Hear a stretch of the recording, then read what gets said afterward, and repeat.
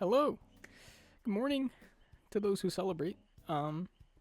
Originally this video wasn't going to include me talking that much. This was just going to be a quick little clip video. But considering I'm waiting 30 minutes per game and I have nothing better to do than just sit here and yap. So I'm going to yap a little bit. Jason's here. Finally. He's here. And he's great. I love him. He plays his playstyle is so much fun. I love how he's a hybrid between a lot of characters. I know a lot of people complain about it, but in a game that has, I believe Jason's the 42nd or 43rd killer, somewhere in that range, in the game, it's only natural that they begin to run out of ideas when it comes to licensed characters, especially when it comes to Jason Voorhees, where he doesn't have like a signature thing to him, you know? But it's not like Bubba, where he has the chainsaw, so it's obviously going to be a chainsaw power, right? It's not the same as like Sadako or a lot of the other licensed killers, with the exception of like Michael Myers, right? Like Jason and Michael both are pretty bland when it comes to what their powers could be. So I understand it to some degree, why he is just a mesh of a lot of things. But I don't think I really, it's really a non-complaint to me. I really look at it and I'm like, it's really not that big of a deal.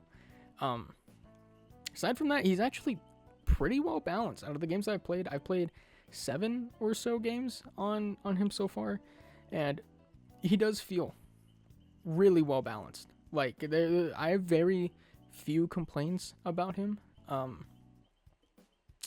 And most of them are, and pretty much all of them, with the exception of like of one of the complaints I want to get into, are pretty minor, right? Like the immediate ones that come to mind are just some quality of life things. I think that his spear animation needs to be extended so that when his spear is actually fully up, that's when you're allowed to throw it. Because right now how it is he raises it up, and then there's like a half-second delay before you're actually able to throw it.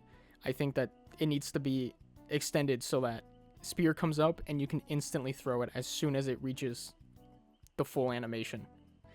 It's a quality of life thing. It'd just be really nice, because there's times where I'm raising a spear and it just internally frustrates me that it's not getting thrown because of that delay, when I have like a perfect lineup on a survivor and I just can't get it. Please fix it. On top of that, I'm not a huge fan of his animations, which again, very minor thing. His animations, I mean his kicking animation and his M1 animation, are pretty bland to me. His pallet breaking and his kicking animation just kind of looks like the Unknowns. From like the killer perspective, it looks pretty similar to just Unknown's kick, which, I don't know, it's just kind of like, come on. You know, there's not much you can do with Jason, but when animations look so similar to one another, it kind of becomes draining to see the same animations over and over again, you know? So if you play a lot of Unknown, you're just gonna recognize the kick, and it just kind of gets bland after a while, I guess is what I'm trying to say. And his M1 animation, again, there's not much you can do. He swings his machete and then he flicks off the blood. There's not much you can do. It's, again, a very minor complaint. It's really not that big of a deal to me. It's fine, but again, I'm just rambling about things. Another minor complaint I have is his chase music is incredibly repetitive. It wears you down, you know? it really does, especially when you look at like other killers' chase music. Like, obviously it's a loop, but the loop's extended, so it feels a lot nicer to listen to. Jason's chase music is like 5 seconds, just infinitely looping on top of each other, and it's just it really becomes like ear grating to hear. I don't know what his chase music could be. I understand that they're limited and what they're allowed to do with like copyright and everything, with the whole Friday the 13th lawsuit and everything, but add some flavor to it, you know, extend it, add some sauce, because right now it's it's kind of brutal to listen to over and over and over and over and over and over and over again. It's like it's stuck in my head and it's driving me insane. Aside from that, a bigger complaint that I have is his jump scare. I think is way too fast. You just spawn on top of people sometimes, and it feels at some points kind of unfair that that's the case. So his jump scare needs to be a tad bit slower, I think. A tad bit slower coming out of it. And like hang on. I think after the jump scare animation is done, I think Jason should stand there for like half a second longer, because the way how it works right now is sometimes you just teleport on top of people and they don't have time to react to you being there. And and because of that, it just leads to a lot of unfair 2-tap scenarios. I feel like it's not fun for me as a killer player, and I can't imagine it's fun as a survivor player, right? I enjoy getting 2-taps when they feel deserved to some degree. Like if I zone someone out and I just get a 2-tap.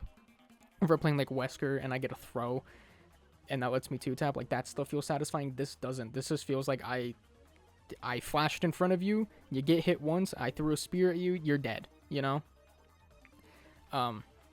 So either it needs to be slower, again, coming out of it, he needs to just stand there for half a second longer to let survivors react to it and be able to run away, or survivors need to have some kind of indication that he's in the area, like he's jump scaring in the area. Because when you look at Springtrap with his doors will notify you if he's traveling towards that, if he's traveling to that door. The little number on the door, it'll start flashing, and that's your indication, like, oh, Springtrap's coming towards me, let me get out. It's a very small thing, but it's a noticeable thing if you know that you're looking for it, and it makes playing against Springtrap a little bit better.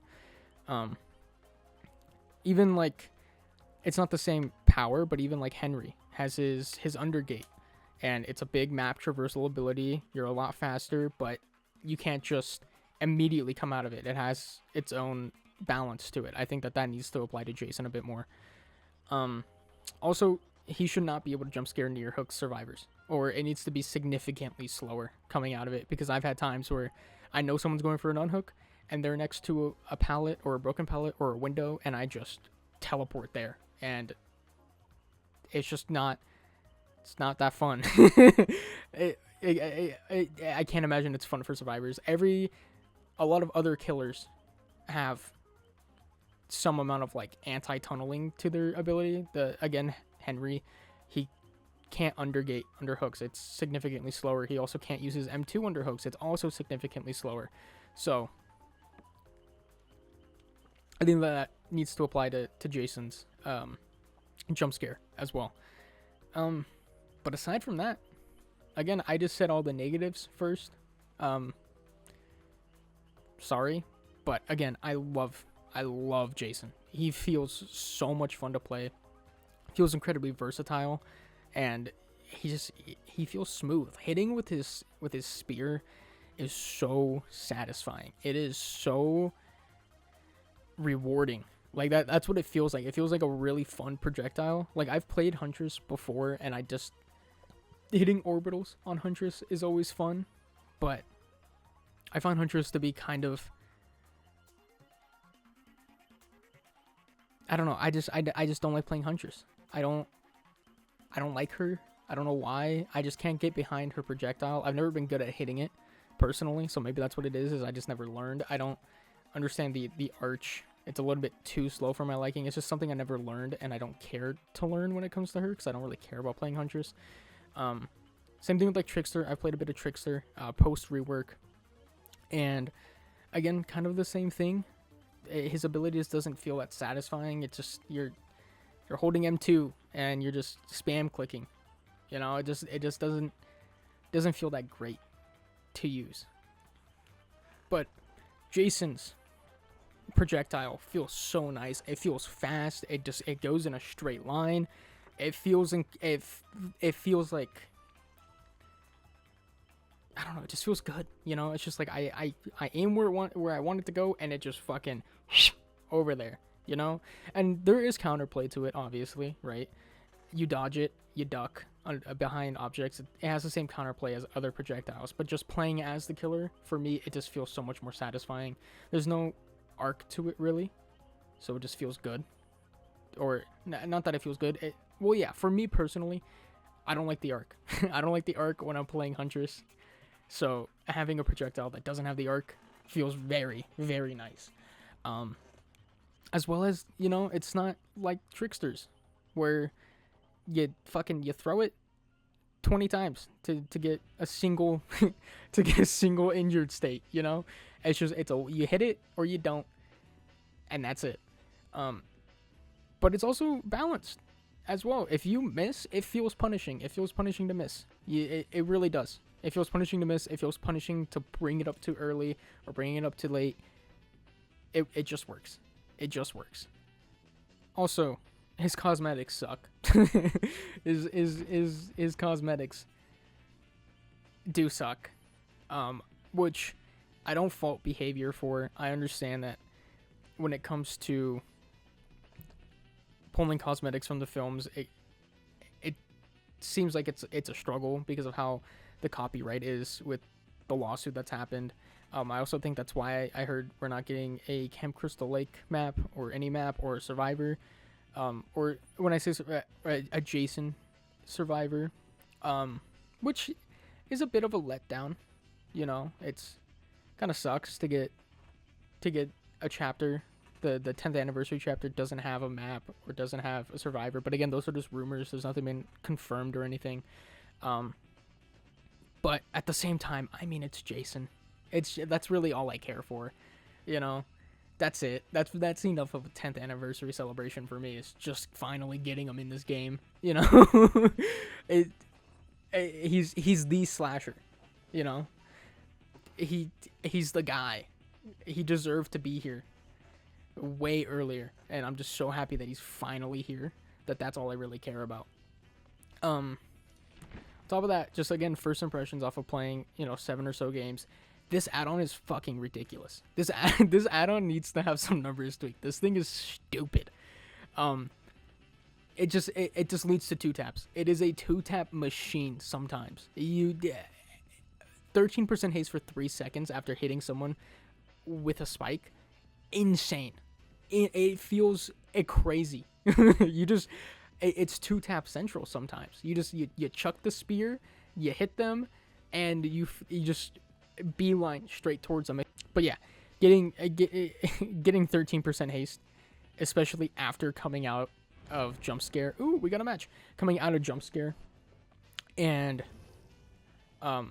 just 2-tapping people, essentially. Like it legitimately is a 2-tap machine. There definitely needs to be some numbers tweaked. I understand 13 is Jason's number, but this needs to be changed to some degree. Either that or it becomes eerie. I think making it eerie, it has the power of an iridescent add-on, and this I don't find a lot of value out of. I don't know. Just make it eerie, and change it, or tweak the numbers. It is kind of ridiculous. Aside from that, this build, I love it. I've been using this. I've used a couple of builds. I'll go through them later, I guess, but I just got into a lobby, so I'm just going to talk about this one. It's a Hex build, but when I was thinking about what builds Jason could run, which, by the way, he can run a lot. He's a very versatile killer. He doesn't feel trapped behind one build, which I think is why I love playing him so much right now. Yeah, I know it. Again, it's very early. This could just be because it's new that I love it so much. But he does feel very versatile. It doesn't feel like he's locked behind a certain build, Doesn't... That's a problem I feel like with a lot of killers right now, is that they're trapped to, to just playing like 4 slowdown. Anyway, the couple of builds that I found a lot of enjoyment with is this one, the Hex build, which is the one that I've been using primarily. Obviously, it has all of the downsides of being a Hex build, right? Like, your build can just disappear if survivors know what they're looking for. But this is pretty much the Henry build, with the exception I did Undying instead of Pentimento. I did a game or two. I think I did 2 games where I ran the Face the Darkness, the Night perk instead of it. But I think I just found Undying to be better. I don't know. Yeah, a lot of the games I just didn't have people screaming that much, and I think that's just because you rotate around the map so often. I feel like as Jason that you don't get a whole lot of value out of this, where a lot of its value comes out of like, one of your hexes is all the way across the map and you can't run over to it, so you have the chance of having a survivor scream to reset its progress. I just found Undying to be a lot better. But yeah, this really good build. Mainly because to me, I think of the jump scare mode, the omnipresent evil, a lot like Henry's Undergate. They function kind of the same in my brain, where it's a big map traversal and you want to know where survivors are using it, and you want to know where they are at without having to like search the map. So Hive Mind just comes in clutch here, Hive Mind, really good. You just get to see what gens they're working on. You just get to teleport over there as soon as you possibly can. You just get to sprint over there. If you're running a hex build, you gotta have Ruin. You gotta have some kind of slowdown, and then Thrill and Undying. And again, you can sub it out for Face the Darkness. Depends on your preference. Depends on what you find to be more effective, or even Pentimento if you care that much about it. I just didn't find. I haven't played with Pentimento, but I don't see Jason being because you can't interact with things in your in Omnipresent Evil. You can't interact with objects, so I don't know. It's just kind of one of those things where you see you travel over to your hex that's been cleansed. You go over to it.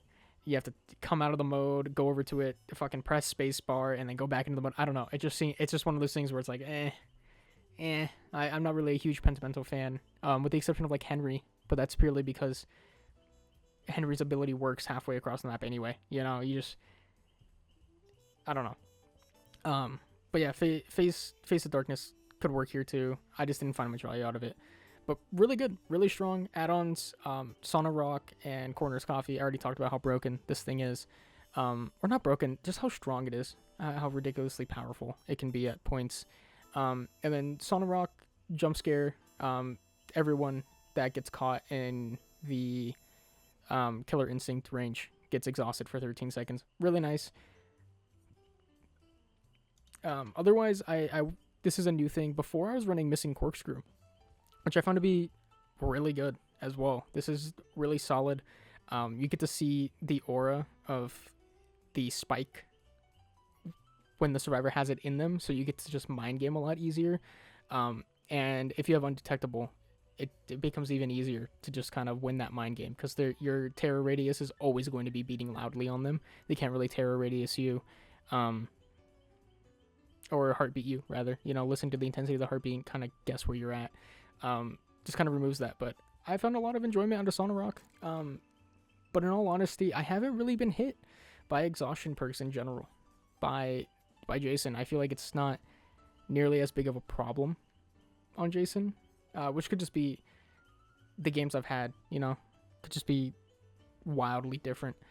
Aside from that, Putrid Oak is actually pretty good on Jason, because you always want to be reloading, and just having the hooks be closer to each other. It's pretty nice. I don't know. Aside from that, the other one I've been using is this build. It's pretty simple. Same add-on, same offering. But it's Friends Till the End, Brutal Strength, Rapid, and PR. Friends Till the End is just so good on Jason, because you get your hook, and not only do you know where the obsession is, you just get to fucking teleport on them, and sometimes you get lucky enough to where you get to use the exposed effect. A lot of the times I feel like I don't. There's only been a couple of times that I've actually been able to get Friends Till the End value off, especially with how big of a perk Vigil is in this game. But it's more about just having the knowledge of where they're at. Brutal Strength, good chase perk. It's just a big chase build. Rapid is really good, because again, you spawn on top of people, you get that first M1, you get the haste, and you just get to run at them a little bit better, and it sets you up for 2-tapping a lot easier. And And PR. You need slowdown. Slowdown is good in every build. It's just one of those things. You gotta have a slowdown perk. I find PR to be the best one on Jason so far. Eruption, I feel like you don't get a lot of value out of because you can't kick gens while in Omnipresent Evil, and you spend a lot of time in Omnipresent Evil trying to find people. It's not the same as like Wraith, where you can take Eruption because you get to kick faster while you're invisible or while you're cloaked. So PR is honestly just the best, and if you have really good ears, in all honesty, if you hear a survivor scream, you can run over there, if you have good ears, if they're within range. But again, I think this is probably easily my second favorite build. The Hex build is just really good. I just find a lot of enjoyment out of the Hex build, and I think a lot of it is just because it removes a lot of the downtime in the game, of just kicking gens. You don't have to worry about it with Ruin.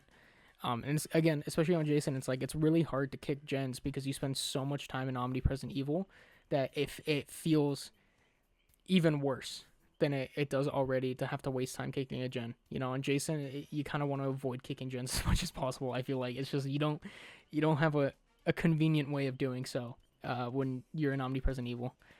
But again, Friends Till the End, really good. Rapid, really good. Brutal Strength is just in here just cause.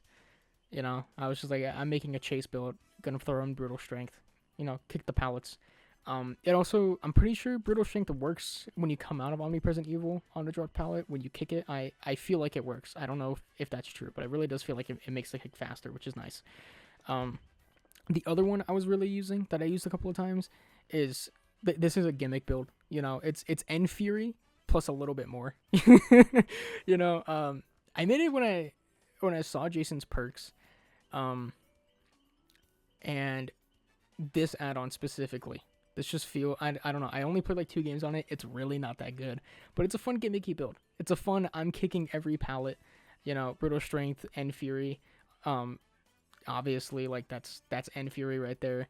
But with Rampage, it's kind of fun, because I get rewarded for kicking pallets. I earn my tokens, and especially once people realize you have Spear Fury, they're going to pre-drop everything, so I'm just going to keep kicking everything, and then I'm going to swing through every pallet, if I catch them off guard.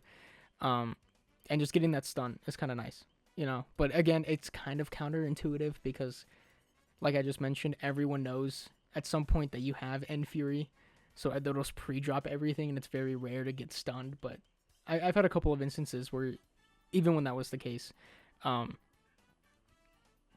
that sometimes you just jump scare on top of people and they'll panic drop a pallet if they start playing like the loop around the pallet, and you just get stunned and you get to just Brutal Strength and then just run faster at them for 13 seconds.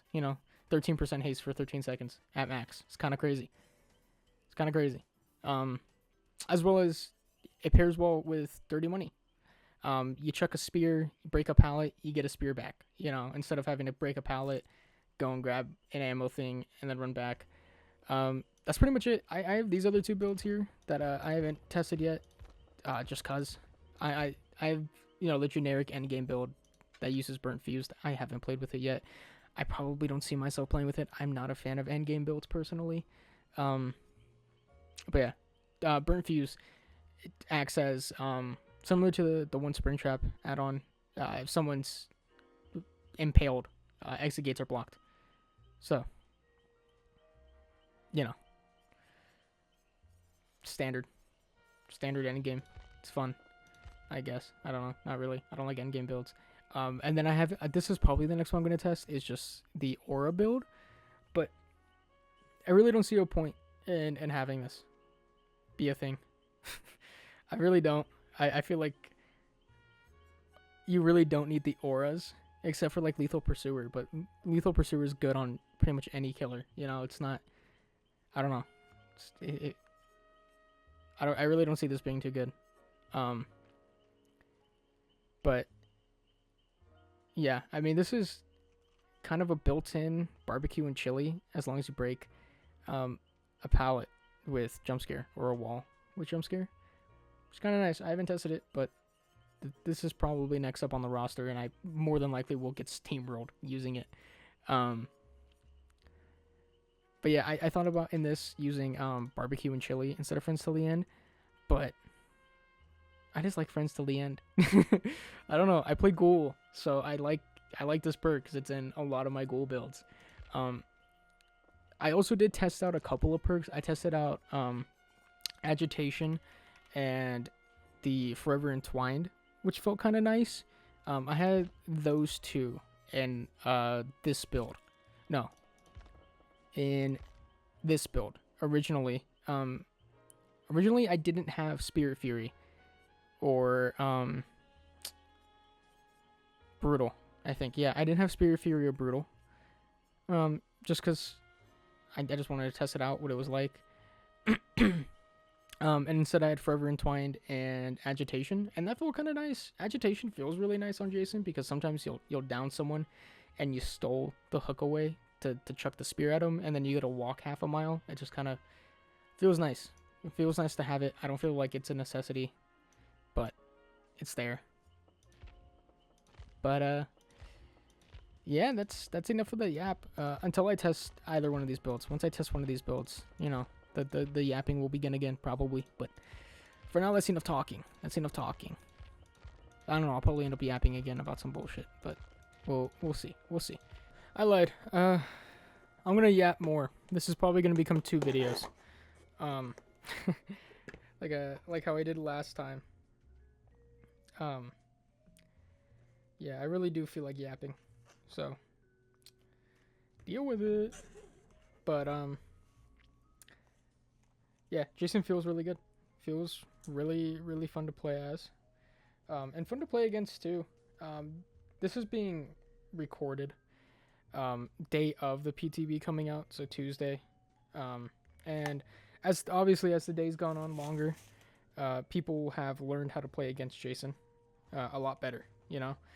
I've noticed survivors dead zoning the shit out of me, dude. On certain maps, I think it's kind of another very minor complaint because it's like this for every killer. He is map dependent. You know, some maps I feel like he just dominates, especially indoors. He's a really, really good indoor map killer. But on other maps, on bigger maps where there's more dead zones, he's a lot easier to play against on bigger maps where there's a lot more dead zones. I've noticed survivors now just dead zoning the shit out of me, dude. Just fucking hearing me go into power and just sprinting away, you know, into a dead zone where I can't teleport to, which is fun. I enjoy that that's a bit of his counterplay. And I love that people are picking up on it. Another thing that I've noticed about Jason, and that I've noticed people who have been playing him, I've been tuning into like Twitch streams and watching YouTube videos that have been coming out. I noticed that they don't, utilize his omnipresent evil to its fullest potential, and I feel like there's a lot more that we're gonna learn about it as time goes on. But one of the things that I've been doing, is I've been using it for cutoffs. You know, I've been cutting people off. Depending on if this is in its own separate video of just me yapping, or if I decide to include at least the parts where I talk about Jason, and the same video where I'm including a lot of the gameplay clips. It's either earlier in the video or it's in the video prior to this one. But you'll see me do it sometimes where, you know, I'll just go omnipresent evil and just kind of guess where a survivor's going or kind of follow them, and I'll cut them off. And that feels really good. And maybe I just have that mentality because I play ghoul. You know, it's just ingrained in my brain after playing ghoul to just try and cut people off at any given moment. But that's been really fun. I've noticed that, and I think you're allowed to do that on Jason again, because as I've mentioned before, you don't have a lot of time to react to his teleport, you know, unless if you just kind of guess that he's gonna teleport towards you. You really just don't have time to react to him coming out of nowhere. Obviously it's a bit different in chase, but when you're in chase, it becomes very, very awkward, you know. If he goes in omnipresent evil in chase, you don't know where he's at, you know. You can't see him, and you're just kind of stuck wandering around, and he can see you, you know. I can see where you're at because of your footsteps, and if I don't see your footsteps, then I know that you're standing still. It's a lose-lose for survivors if you use it, unless, again, if they just habitually run to a dead zone. But it's very fun cutting people off, and that makes Shaq very playable. So it kind of, at times I feel like I'll use it on Shaq palette or on Shaq window, depending on where I know the survivor's at, and it's just a guaranteed hit sometimes. If they aren't expecting it, it's just, you just fucking mow people down. It feels so good. I love it so much. I love Friday the 13th. It was the first horror series that I fell in love with. It was the series that got me into horror. I think I was like 12 or I was 13. And that was around the time when I started to get into horror films, primarily because of Dead Meat. That was kind of when the Dead Meat started to blow up. Their YouTube channel was around when I was 12 or 13, I believe. And I remember just seeing their videos come up in my YouTube feed, and I was like, fuck it, let me watch these kill counts. Let me see what's going on here. Because prior to that, I never really had a huge interest in horror films, and I think that's just because I was a child, and things were scary, and I was gonna have nightmares, but kind of entering around like that 12 to 13 age was when puberty started, and I wanted to be cool, and I wanted to be tough, and I wanted to watch horror movies and be fucking cool. And one of the first things that popped out to me and screamed to me was the Friday the 13th, was seeing those kill counts and just going through them and watching them. And then it was for Christmas, I believe, that year, where I put on like my Christmas list the Friday the 13th like box collection that they had out. It collected parts 1 through 8. And I remember getting it and being so excited and just going upstairs to my room, fucking popping the Blu-rays into my PlayStation and just watching them back to back to back to back to back, and just loving the shit out of them because they're fun, and they're fun, and they're jump scary, but they're not scary, and I think that's what I enjoyed about them at that age, was like, oh, I would jump, but I wouldn't freak out, I wouldn't have nightmares or anything. It was always just fun. And on top of that, the kills are super fun too. I have not seen anything after 8, I believe. I haven't seen like Freddy vs. Jason, or Jason X, or any of those. But Friday the 13th holds a very, very special place in my heart. When the Friday the 13th game came out, I never played it. Not that I never played it. I never owned it. My cousin owned it. And I remember being at his house the day it came out and watching him play. It was so much fun. And then he let me play a little bit too. And it was a blast. Was the game good? I was fucking... again, I was like 12 or 13, 14 maybe. I don't know. I don't remember when it came out. So any game was good, But I think that's why I'm so happy that he's finally here, It's because I have such an attachment to those films. And on top of that, it just sucks not having Jason Voorhees around. It's just like that lawsuit really fucked things up, man. And it's like, I get it to some extent. I understand. I can't remember his name. Miller, I think, is his last name. Yeah, Victor Miller. I understand his standpoint of like, I wrote the first film. I created Friday the 13th essentially, and I'm not getting any acknowledgement for it, and they're making the rest of these movies. I understand that standpoint, but it's all kind of fucked up.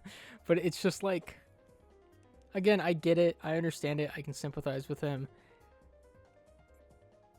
But at some point, it becomes bigger than yourself. It's Friday the 13th is one of, if not the most popular slasher series of all time, and it's just kind of fucked everything up for the rest of us. It's like, you kind of killed the vibe, dude. And it's also like he took the rights back and has done fucking nothing with them except for cock blocking everything.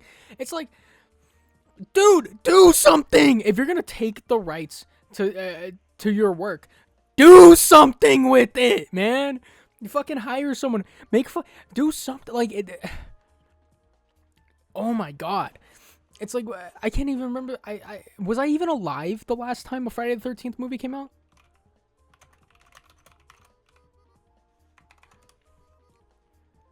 Was I? Yeah, it came out in 2009. I was 5 years old. The reboot, right? That was before the lawsuit happened. I was 5 when the last fucking Friday the 13th movie came out, and now everything's so fucked up. I know they have the Camp Crystal Lake TV show coming out, but what the fuck does that mean? You know, no one knows what that means because the rights are so fucked up. It's just he's kind of just killed Friday the 13th for fun, I guess. You know, like you're making a TV show, but it doesn't have Jason in it, which is the whole fucking appeal of Friday the 13th. Is Jason Voorhees. I get that the first one is good. It's iconic. It's part of what started the whole slasher film movement. You know. And it's just, but it's not the appeal of Friday the 13th. You know, the appeal of Friday the 13th is having this big hunk of a man who also isn't Jason Voorhees, by the way, if you didn't know this. Jason in this game is similar to Ghostface, where they look like them. You know, this is the Jason universe. I mean, this isn't the Jason universe design. This is the Jason universe design. But it's not Jason Voorhees, because they can't use the fucking Voorhees last name because of Victor Miller. It's, oh my god, it's annoying. Oh my god, it's annoying. Oh my god, it's so annoying. Oh my god. Oh my god. I mean, I guess the one cool thing, about, again, this Jason not technically being Jason Voorhees because the whole fucking lawsuit, is that the odds of him getting a lot of cosmetics are pretty high, right? Like, Ghostface has the most cosmetics out of a licensed killer, and that's because, you know, he's not Ghostface from Scream. He's Ghostface, the costume, the Halloween costume. That's where they got the rights from, not from the Scream films, which is why Ghostface has so many cosmetics, is because it's a lot easier to push out cosmetics for a license from, a Halloween costume than it is from a multi-billion-dollar franchise, you know? So hopefully that'll be the case with Jason, is that he gets a fair deal of cosmetics down the line, because he's not Jason Voorhees, you know? Initial impressions, Jason's probably a high B tier killer. If we were to put him on a tier list, he'd be high B. I don't think he's exactly A tier. But I think he's up there, which is nice. It's nice to get a good, like, solid mid-range killer that isn't like mid-range, meaning like power wise, you know, that isn't atrocious to play. You know, it's nice. It's nice to have a B tier killer that is fun and doesn't feel hindered by a lot of mechanics in this game. It's like playing Springtrap is the closest comparison I can think of for Jason, because they don't play the same necessarily, but they have a lot of the same concepts, right? Like, that's what I've seen, and I do agree with the complaint that it is unfortunate that Jason kind of power creeps the shit out of Springtrap. Springtrap already needs a couple of buffs, but he definitely will need some buffs or some adjustments, you know, maybe like a slight rework even, to compensate for the fact that Jason's in the game, because again, while they don't play the same, their projectiles don't work the same, they don't pressure the map the same, they are fundamentally different killers still, but it is one of those things where it's like, why play Springtrap when you can play Jason? You know, even despite their differences.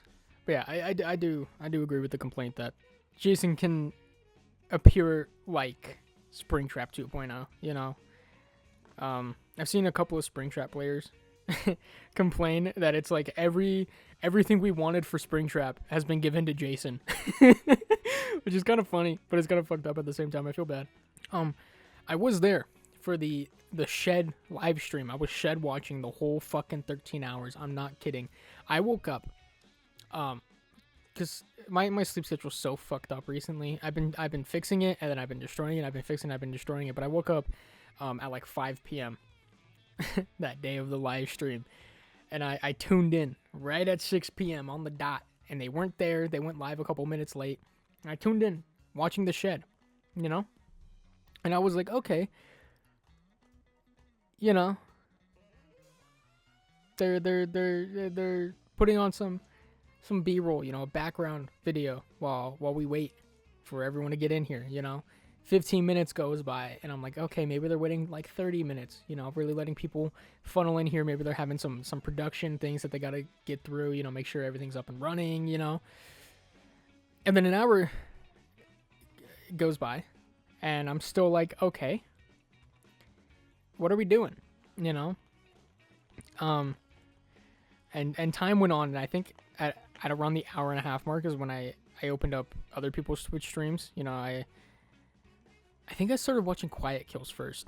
Tuning into Quiet Kills stream until fucking 2 a.m. my time. I think is when Quiet tapped out.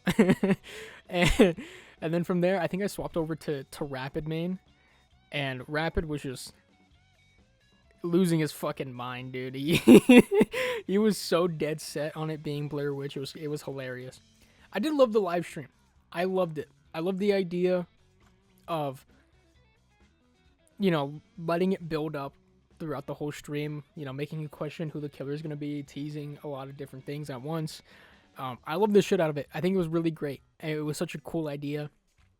It was probably the best marketing thing that Behavior has done, or not best, but most creative marketing strategy that Behavior's done. But my biggest problem with it was, you know, don't announce and build up the 6 p.m. on this day. Be there or you're gonna miss it when it's gonna go on for 13 fucking hours. You know, don't.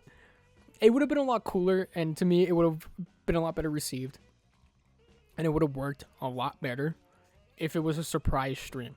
If they had said, you know, be there at Twitch at 10 a.m. I think it was Saturday morning was when it happened. I don't remember the day.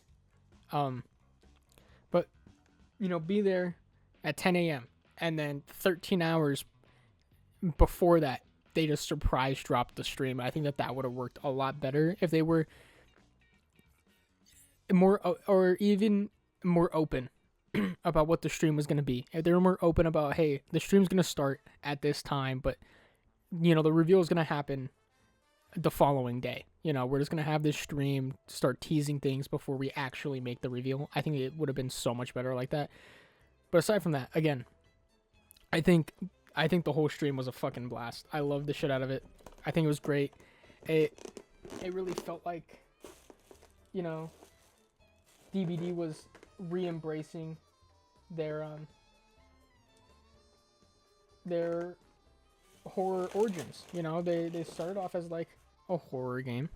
I'm gonna be honest, dude. I have no interest in testing out an aura build. I just don't see the point in it. When I'm winning 30-minute queue times, I want to use the chase build instead.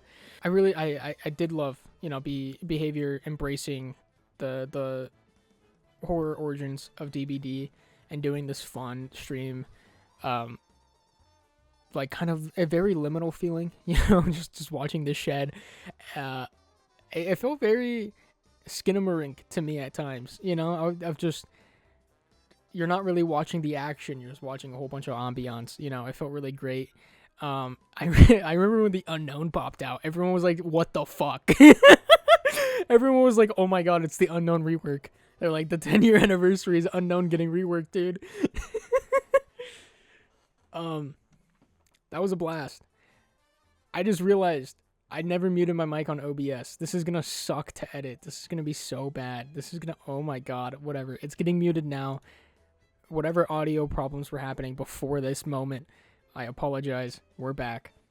Yeah, that was fucking hilarious. It scared the shit out of me too, because at that point, when the Unknown showed up, we were all just so zoned out. You know, you're just staring at the shed, waiting for anything to happen, and then the fucking Unknown. God damn it. And the Unknown peeks his head around, and you're like, oh, well, scared the shit out of me. There was also that moment in the stream where you could clearly tell when they cut it. You know, it just went foggy into super bright, so you could tell when the stream was starting to get looped. That was pretty fucking hilarious. I think that after a couple more games, this is probably the best build idea for Jason, right? Like, Rapid Brutality, just a big chase build, I think is probably what's best for him. But this is just kind of fun. I don't know. I kind of like this. I think they're both great. And again, I don't think he's locked behind a single build, or even like one of two builds are the ones that he can use. I really feel like he can use a lot more. I just don't feel like testing a lot more. Mainly because, like, again, I don't want to wait 30 minutes to test out a new build that, like, I'm not confident in. Like, these are my two builds that I like running, right? On like every killer, I like running chase builds primarily are like my thing. I love running people down. And on some killers that need to, like, you know, forge and slowdown. But, and like, when I say killers that need to, I mean like lower tier killers. You know, like if I'm playing Bubba, I'll run forge and slowdown. Or I'll run like the epidemic build. I did see Obsession the other day. I saw Obsession on Wednesday or Thursday of this week, which is opening week. It opened that weekend. I saw it a couple of days later, and oh my god, what a fucking movie! Holy shit! It has been so long since I've watched a horror film that has truly made me uncomfortable. Like, I was in that theater, and I'll try and keep it as spoiler free at first. But there's a scene, and it's the first real scare of the film. And after that first scare, I was just so uncomfortable the rest of the time. I was immediately like, oh, like they mean business. You know, like this is gonna fuck me up, and it did. It was so good. I was so I was just squirming around in my seat a lot because I was just full of like anxiety and stress. It was very stress inducing, but I love it. I love it so much. I had a smile on my face a lot of the film because of that. Because it's been so long since I watched a horror film that like truly it made me feel uncomfortable. And that's not to say that like there's been bad horror movies. There's been really good horror movies that have come out these past couple of years. But but none of them truly like made me uncomfortable or truly like disturbed me. This was rough. This was so good. Oh my god, dude. And the score of it, that soundtrack is amazing. It's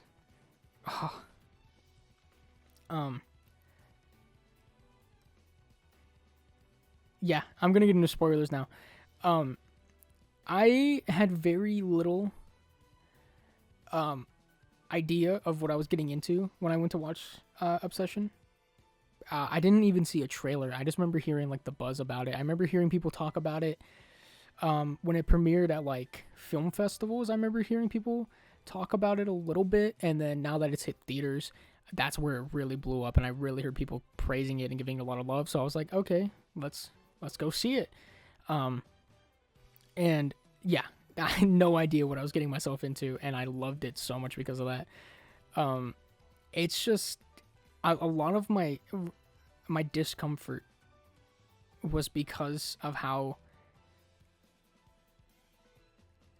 frightening the concept of it is, right? Like this poor woman, this poor girl has had her entire autonomy taken away. She has it's so uncomfortable to think about. That's really what was getting at me. Was there like any scene where there was any amount of like, fake romance or any amount of like the sex in the film or any of the sexual material? It was just constantly like I am watching this poor girl get sexually assaulted. Like, it's, oh my god. Oh my god. And it's just, so it was so uncomfortable to see that. That's really what was getting to me. And like, again, like the film is scary. Like that dream scene, right? Like, I don't like my dreams. Haunting. That was so good. I love it so much because it's a scare that you don't realize it's a scare until it's too late, That's how it felt to me. It cuts the first time to across the bedroom where Nikki's hiding. And if you're looking for her, you can see her. I'm pretty sure. I'm gonna rewatch it pretty soon. I think within the next couple of days. But she's really hard to see, so it cuts to that, and it sits there for a little bit, and then it cuts back to Bear, and you're like, okay, there was no scare there, and you're still waiting for it to happen, and then it cuts back to it, and again, like, it's really hard to spot her until she makes herself known. And then you see her, and the makeup that they did for her, I've seen the behind the scenes footage of it. That's crazy. The makeup that they did to achieve that like uncanny valley effect, where like you're looking at her face and it doesn't look fully human, as well as the actress Indy. I can't remember her last name. It starts with an N, not end. N. She was killing it. She does a lot of fun stuff with her face that really sells that uncanny valley feeling of like looking at her, and she doesn't look like Nikki. There were a couple of scenes. There's the one of her doing like the big smile the first time, and it doesn't look like her own face, even though it is her doing it. It shape shifts in a way that is so unsettling to look at sometimes. Yeah, I loved it. I loved it so much too because at first, right? And let me say this again. Bear is the villain of this film. I know that. I understand that, right? I picked up on that very quickly, that Bear is not a good person. But originally, it starts off, right? Like that first, right after he makes the wish, it plays it like, you kind of understand his behaviors initially where he's just confused, about like why the fuck she's acting so different. But the moment he takes her home, the moment he takes her to his house is the immediate moment that cuts off for me, where I was like, oh, okay, he's the bad guy. Like, I was immediately like, okay, that's weird. That's fucked up, right? Like,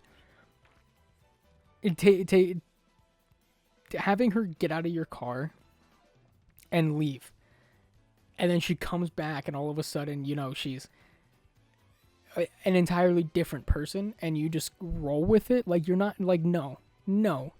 You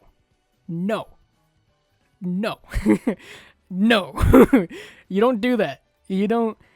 If someone's acting strange, you don't just take them home, even if they're a friend. You recognize it, right? Like, she was at home, she was perfectly safe there. He could have kicked her out at any point and been like, you're acting strange, you're acting differently, leave me alone, we can talk again in the morning. Like, you're acting very strange, I'm uncomfortable, this is not how I'm used to you.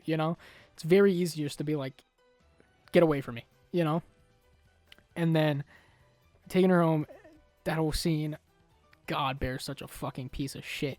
When he calls the hotline, right?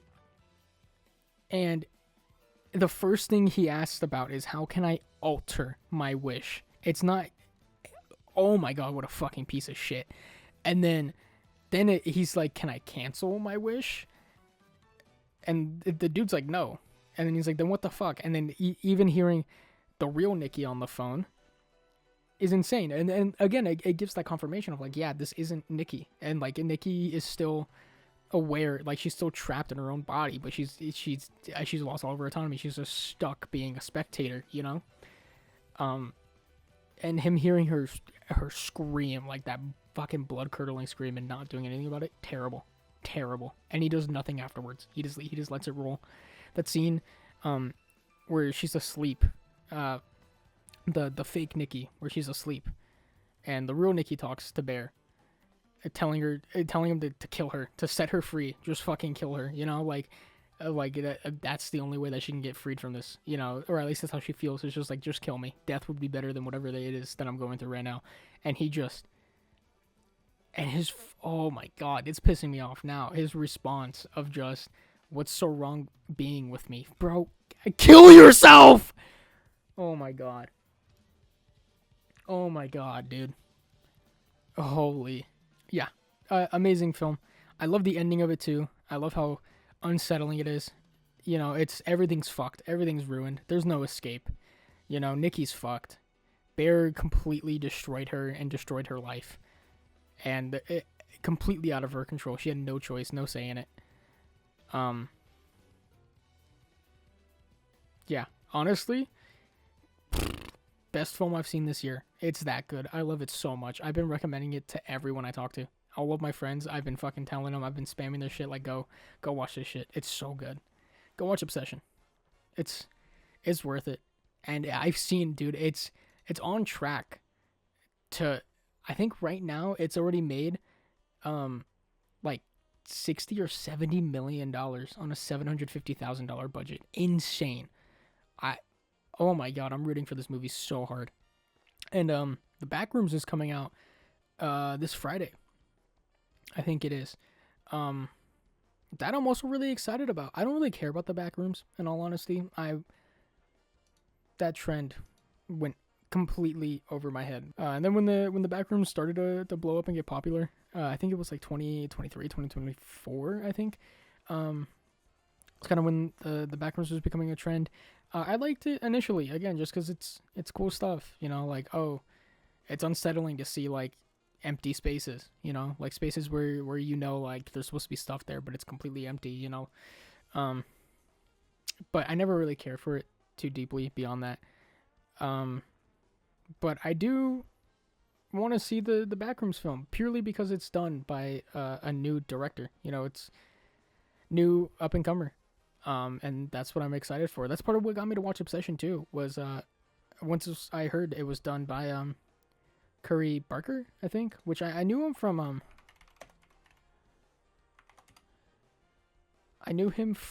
the skits that he used to make.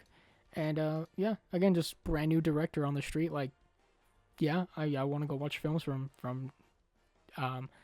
new creatives. Like, that's really like the mood I'm in, and that I've been in for a long period of time, is I want to go see new films from new people. I do love how Jason's lore is just him throwing hands with the unknown. He mistakes the unknown for a camper, and just immediately on sight they just start fucking each other up. You know, I love that. It's such a goofy thing. It's such an in-character thing for Jason too. You know, sees what he thinks is a camper, wants to kill him, finds out not a camper, doesn't care, still gonna kill him. Great, amazing. I think it's hilarious. I also think it's funny.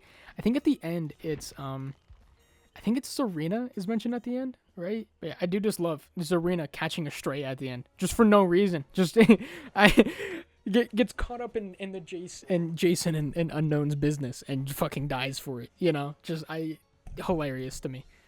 Just it's just like, yeah, wrong place, wrong time. Just gets fucked. It's fucking hilarious.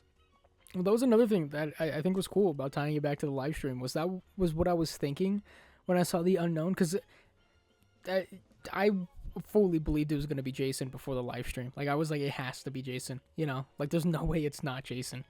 And that's what I thought when I saw the Unknown. I was like, oh, are they going to do like something where Jason's going to mistake the Unknown for a camper, you know? And like the live stream, that's what I thought it was going to be. So yeah, I think that's kind of cool. I think it's cool that they tied it in, you know. Rapid was so far into his this has gotta be Blair Witch kind of a thing. Which is cool. I think Blair Witch would be a cool IP, but it's like, who the fuck would the killer be, dude? We've never seen the Blair Witch. Who the fuck is it gonna be? Are they gonna drop what the Blair Witch looks like for Dead by Daylight? Like, there's no way that's gonna be the case. There's no way, unless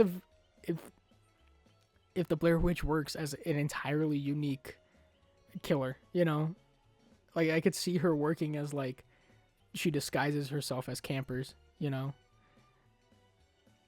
like that. I could understand that, you know, like. Not as campers, as survivors. Did I say survivors or did I say campers? You know what I'm saying, right? Like, that's the only way I could see that working, is if the Blair Witch doesn't have their own killer design, but instead they have the ability to, like, copy other survivors and run around as them and, like, kill that way. But then again, just gets Omega nerfed or Omega countered by Swifts. You know, if you're playing with a Swift, then you just know, like, oh, that person's not my buddy, you know?